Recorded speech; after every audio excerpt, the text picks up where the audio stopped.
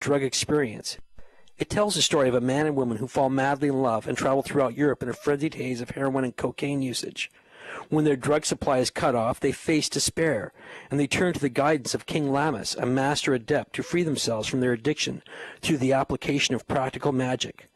An interesting story that addresses the psychology of drug addiction and its cure through the use of the true will. Currently, Narconon works alongside Scientology's Say No to Drugs campaign, their youth groups, the Drug-Free Marshals and Drug-Free Ambassadors.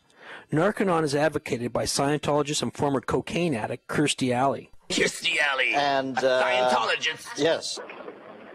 Years before Kirstie Alley joined the cast of Cheers, she was a struggling actress, hooked on drugs. I didn't want to do drugs anymore, but I didn't want to live life without doing drugs. And the life was just being squelched out of me. It was a slow death. I had one auditing session in Scientology, and I never did drugs again or had the urge to do drugs again. The doses of vitamins are so high on the purification rundown that they become potentially dangerous. Several vitamins are poisonous in high doses, and vitamin B1 can have a disorienting effect similar to that of certain drugs. The Oklahoma Mental Health Board was especially concerned about the use of vitamin B3 in the form of niacin, which in large doses has been connected with liver failure. Large doses of niacin are administered to patients during the Narconon program to rid the body of radiation. There is no credible evidence that niacin in any way gets radiation out of the patient's body. Rather, the more credible medical evidence suggests that the existence of potential medical risks to persons receiving high doses of niacin. It is probably Narconon and Scientology's image as a drug-free religion that accounts for the church's penetration into more mainstream culture. Currently, the church claims over 8 million members worldwide. The drug rehab element of Scientology has been what has attracted numbers of the stars to the organization. It's John Travolta and the Church of Scientology! Hooray! Wow, thanks, Scientologists. Hey, those problems, you guys. And now you can take these personality tests. Okay. It's those meddling Scientologists again, mate. Let's get them. Join the Church of Scientology. Never. You have to kill me first. Okay.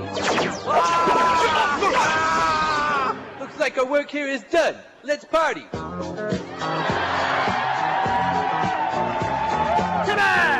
I think this will come in real handy. Toilet paper. Inside the controversial Church of Scientology. You've heard about famous members Tom Cruise, John Travolta, and Lisa Marie Presley. Now a new generation of stars are turning to the church. Is there any reason why it is such a force in Hollywood? Jags Catherine Bell, the King of Queens star Leah Remini, Danny Masterson from That 70s Show. The main thing for me about Scientology is that it's kept me off the drugs. Now the stars respond to charges that the church is really a cult, as we take you inside the classrooms and the purification ritual at the Celebrity Center in Hollywood.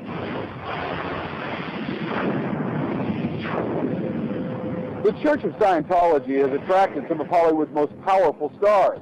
Now we can take you inside as a whole new generation of celebrities has joined the controversial religion in the Entertainment Tonight cover story. John Travolta says it's been the key to his success. I know that's a lot of the reason that I'm where I am today. Lisa Marie Presley credits it with her very survival.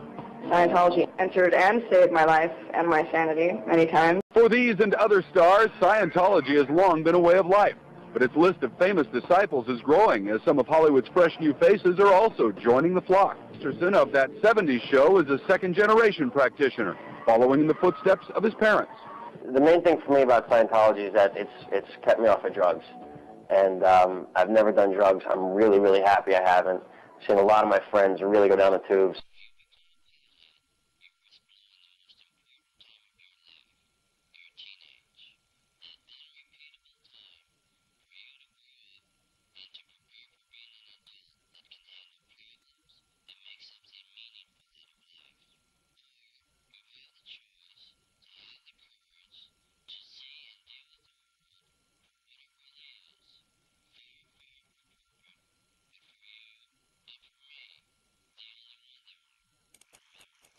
The subject of the war on drugs celebrities and Scientologies comes to a pointed head on one of the pages on Scientology's internet sites. In an article entitled "The Day the Marshals Came to Town," referring to the drug-free marshals, we read, "That commission began on Saturday, April 3rd, 1993 in the Garden Pavilion at the Church of Scientology Celebrity Center in Hollywood. There, more than 200 preteens were welcomed by actor John Travolta, actress Ann Archer, FBI Special Agent Brent Braun, and Los Angeles County Marshal Captain Steve Day, and others. A sheaf of congratulations and good wishes came to these founding marshals as well from City Hall, the Hall of Congress, the Nancy Reagan Foundation, just to name a few. At that opening event, each youth signed their name to the newly drafted pledge to live a drug-free life, after which messengers Travolta and Day swore them in as the world's first drug-free marshals. I am very proud of you for taking this oath, and you should be very proud of it too, wrote former First Lady Nancy Reagan in her message to these founding marshals. Everyone is counting on you to help other people say no, and I have always said that there is no better way to stop this menace than the drug-free use to serve as role models to friends, peers, and family members. We are counting on you, and I know you can do it.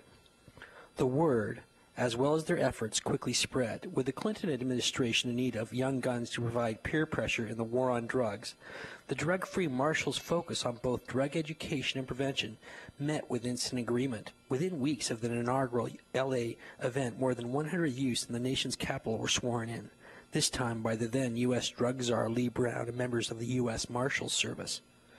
By year's end, Brown was joined by U.S. Attorney General Janet Reno and Partnership for a Drug-Free America Chairman James E. Burke in welcoming the marshals to participate in the National Forum on Substance Abuse. Not to be outdone by his fellow leading man, Tom Cruise has also sponsored the anti-drug campaigns of Scientology by donating money to the international branch of the drug-free marshals, the drug-free ambassadors, for the publication of anti-marijuana booklets. It was L. Ron's direct intent to attract stars and Hollywood types into the organization, and through this the church has gained a very high profile.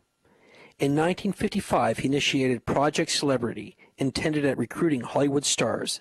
Its success can be seen in the growing number of stars who have traveled down the road to freedom.